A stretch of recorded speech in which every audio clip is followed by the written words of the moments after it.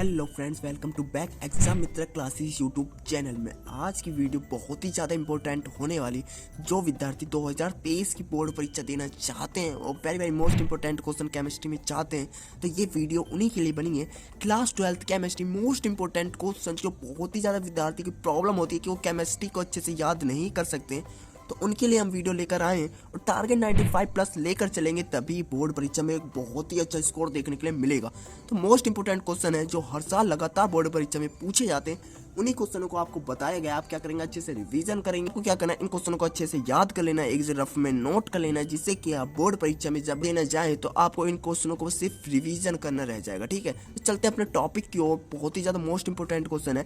प्रश्न एक है हमारा, प्रतिप्रसारण क्या है, इसका उपयोग लिखिए।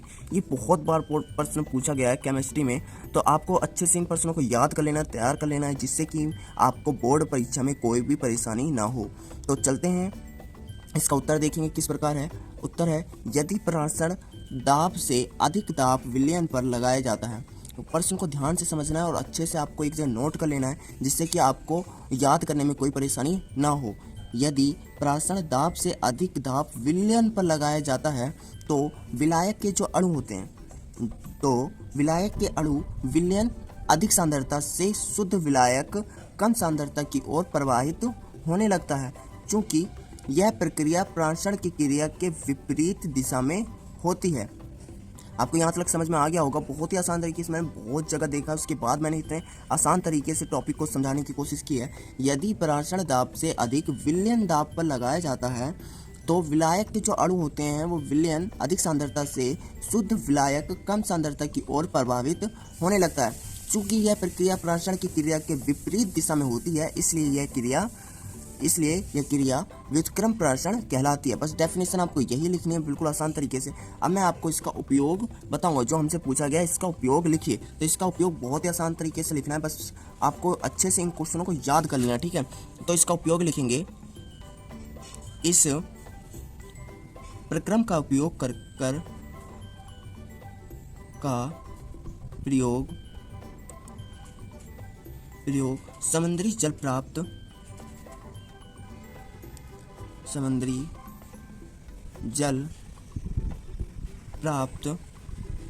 करने के लिए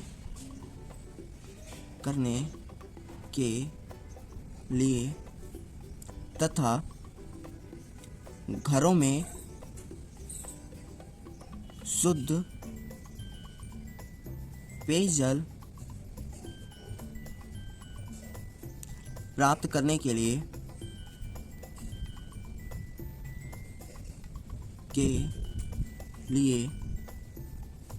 किया जाता है।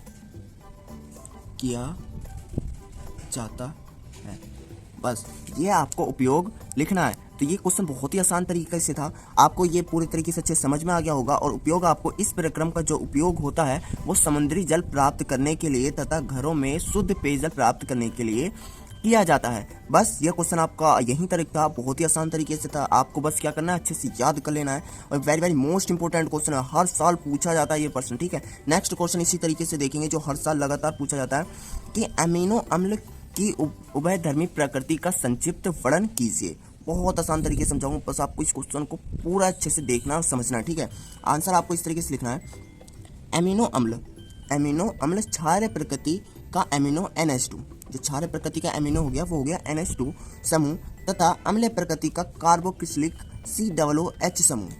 NH2 समूह होता है, COOH समूह। ठीक है, रखते हैं।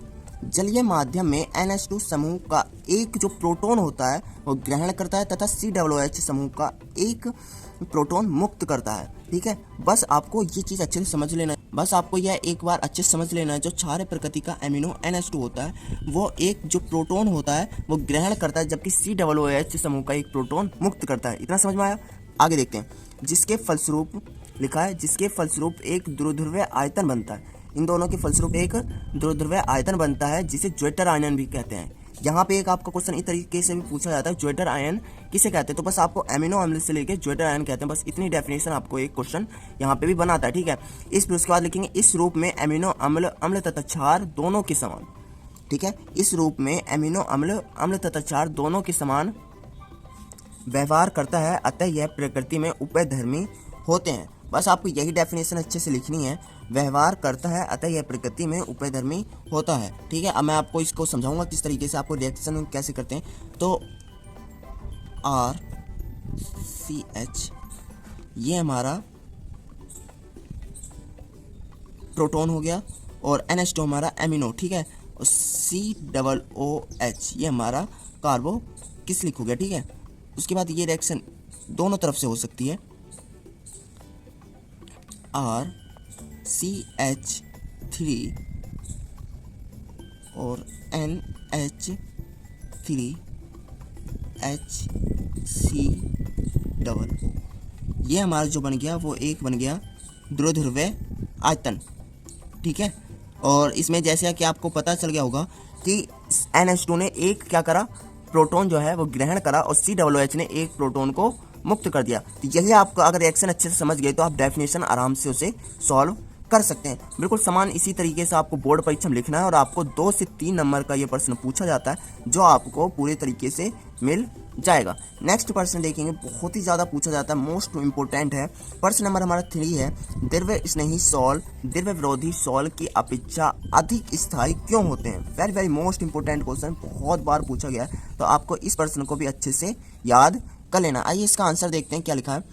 द्रव्य स्नेही सॉल्ट अत्यधिक जल योजित होते हैं तथा जल योजन के कारण यह अत्यधिक स्थिर होते हैं और सरलता से स्कंदित नहीं होते, मतलब कि सरलता से ये अलग नहीं होते हैं। इसके विपरीत द्रव्य विरोधी जो सॉल्ट सरलता से स्कंदित हो जाते हैं और जिसके कारण ये कम स्थायी होते हैं। तो आपको क्या लिखना है, क्वेश्चन ध्यान से पढ़िए कि इसमें पूछा क्या गया है। जो क्वेश्चन में पूछा जाता है हमें सिर्फ उसी का जवाब देना होता है। प्रश्न नंबर 3 में है, द्रव्य स्नेही सॉल्ट द्रव्य विरोधी सॉल्ट की अपेक्षा अधिक स्थायी क्यों होते हैं। तो इसका कारण आंसर में हमने आपको बताया, जो द्रव्य स्नेही सॉल्ट होते हैं वो अत्यधिक जल योजित होते हैं तथा जलयोजन के कारण ये अत्यधिक स्थिर होते हैं और सरलता से स्कंदित नहीं होते हैं। इसके विपरीत जो द्रव्य विरोधी सॉल्ट होती है वो सरलता से स्कंदित मतलब अलग भी हो जाते हैं और जिसके कारण ये कम स्थायी होते हैं। ठीक है, ये प्रश्न आपको समझ में आया। आई होप आपको यह वीडियो बहुत ही ज़्यादा पसंद आ रही है, तो वीडियो को भी लाइक करें और चैनल को सब्सक्राइब कर लें। इसी तरीके से मैं इंपॉर्टेंट क्वेश्चन लाता रहूँगा जिससे कि आपका हाफ ईयरली एग्जाम आने वाले हैं, हाफ ईयरली में भी आप अच्छे से स्कोर कर सकें। हाफ ईयरली में से ये पता चल जाएगा कि आपको बोर्ड परीक्षा के लिए कितनी अच्छी तैयारी हो रही है। ठीक है, हम नेक्स्ट प्रश्न देखेंगे। प्रश्न नंबर जो 4 है बहुत ही इंपॉर्टेंट है, ये भी कई बार पूछा गया। प्रश्न नंबर 4 में ध्यान से देखिए क्या लिखा गया। हैलोजन परमाणुओं की परमाणविक एवं आयनिक त्रिज्या कैसी होती है। बिल्कुल सेम आपको यही क्वेश्चन बोर्ड परीक्षा में लगातार पूछा गया है।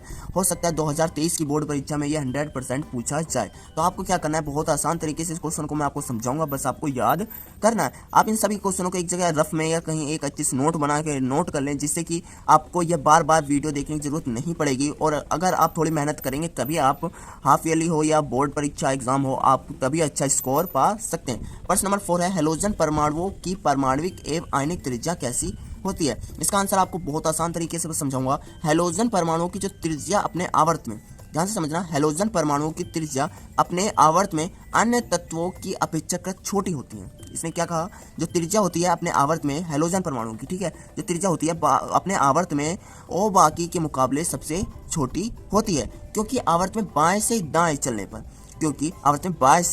चलने पर प्रभावी नाभिकीय आवेश में वृद्धि होती है। ठीक है, प्रभावी जो नाभिकीय आवेश होता है उसमें वृद्धि होती है। इस क्वेश्चन में बस आपको यही तरह लिखना, बहुत ही आसान तरीके से है और बाकी बुक या मॉडल पेपर में बहुत अलग तरीके से समझाया गया है। मैंने आपको बहुत ही आसान तरीके से समझाया है। ठीक है, नेक्स्ट प्रश्न देखेंगे, very very most important question है, बहुत बार ये पूछा गया है। नेक्स्ट प्रश्न है, प्रश्न नंबर हमारा जो 5 है वो अक्रिस्टलीय ठोस को परिभाषित कीजिए तथा उदाहरण भी स्पष्ट दीजिए। इसमें आपको उदाहरण भी पूछा गया, अक्रिस्टलीय ठोस को परिभाषित कीजिए। ये भी प्रश्न बहुत बार पूछा गया। आपको क्या करना है, जैसे जैसे मैं बता रहा हूँ बस आपको वैसे ही बोर्ड परीक्षा या किसी भी हाफ ईयरली एग्जाम में अगर प्रश्न आता है तो आपको सेम वैसे ही लिख देना है। ठीक है, बस आपको अच्छे से याद करना, थोड़ी मेहनत करना। आंसर इसका लिखेंगे, वे ठोस जिनमें अवयवी कणों की कोई निश्चित एवं नियमित व्यवस्था नहीं होती है।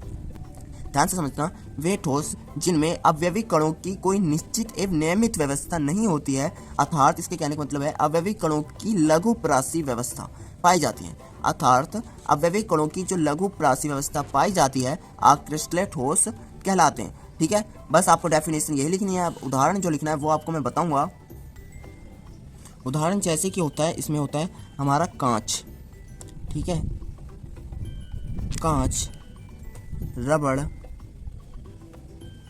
और प्लास्टिक।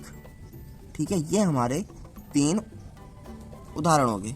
उसके बाद आदि, ऐसे कई तरीके के होते हैं। मैंने आपको 3 जो आसान भी हो और आपको अच्छे से समझ में भी आ जाए। ठीक है, तो ये क्वेश्चन में आपको समझ में आ गया होगा। आप क्रिस्टल ठोस को परिभाषित कीजिए तथा उदाहरण भी स्पष्ट दीजिए। मैंने आपको उदाहरण भी अच्छे से समझा दिया और इसकी परिभाषा भी समझा दी। तो आई होप आपको यह प्रश्न बहुत ही ज़्यादा इंपॉर्टेंट है और आपको समझ में आ गए होंगे। अगर आपको ये वीडियो अच्छी लगे तो चैनल को अभी सब्सक्राइब कर लें और वीडियो को लाइक कर लें और ज़्यादा से ज़्यादा इस वीडियो को शेयर करें, जिससे कि आपकी तरह और भी विद्यार्थी 95+ टारगेट ला सकें।